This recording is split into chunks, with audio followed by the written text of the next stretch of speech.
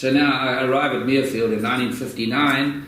I got no money to speak of. My wife had our first baby daughter.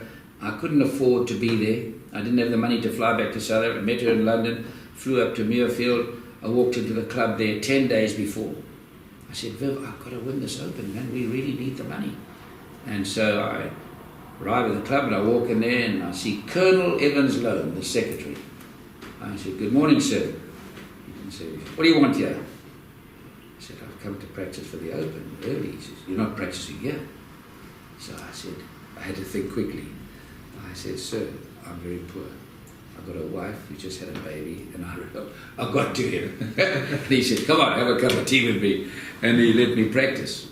And he was instrumental in helping me win, because the 15th hole I was hitting a drive and a wedge every day, 10 days before the Open. He said, Gary, that wind can change, and you might hit a 3-iron or a 4-iron.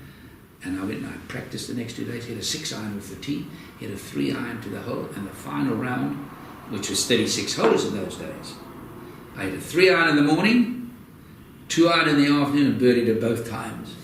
Well, the Open is, in my opinion, my family tree were from Scotland and England. So my grandfather was born just down the road here, Ferguson. So, but I'm still a South African. So I'm neither a British subject or an American subject.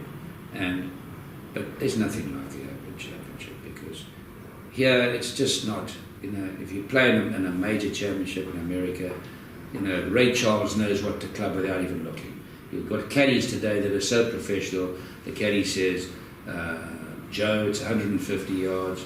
Well, depending on each player, where he let's say a player hits a ball, a 9-iron, 150 yards. 150 yards, give me my 9-iron. And that's it. You play by yardage. Here, yardage means nothing.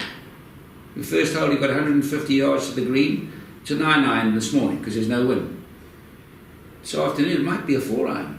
So where does the yardage? It doesn't mean a damn thing. So this is where the Open is so, and besides the history attached to it, which is way more than any other tournament, it's the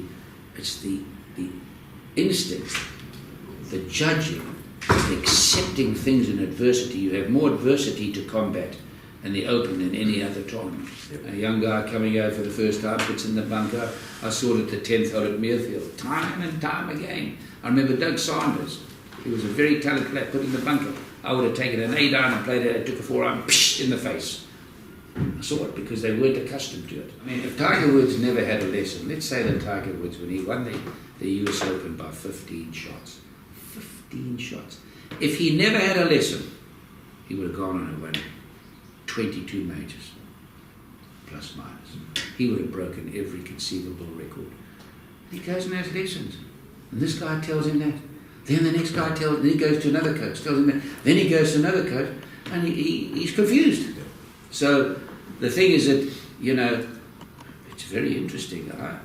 In this, people think I'm talking nonsense, and I tell you this. I've only met one person in my 63 years as a pro that really and truly knew the golf swing.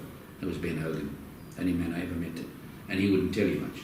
Nobody puts anywhere near like Jordan Spieth. Jordan Spieth round the green is as good as any man that ever lived. And he has a fault in his swing. I would love to spend, as I just mentioned to these chaps, I'd love to spend 30 minutes with him or a morning with him, and he'd tell him, just, having hit more balls than any man that ever lived, 11.2 million. And I would love to, and I've been around the best players in the world for 63 years, and I see this fault in his swing, and they're not finding it. And he goes to the tournament like 2 weeks ago, he says, I don't know where the ball's going. And he loses by one shot. I mean, this guy is so good around the greens. If he gets rid of this fault that he has in his swing, he might turn out to be the best player that ever lived.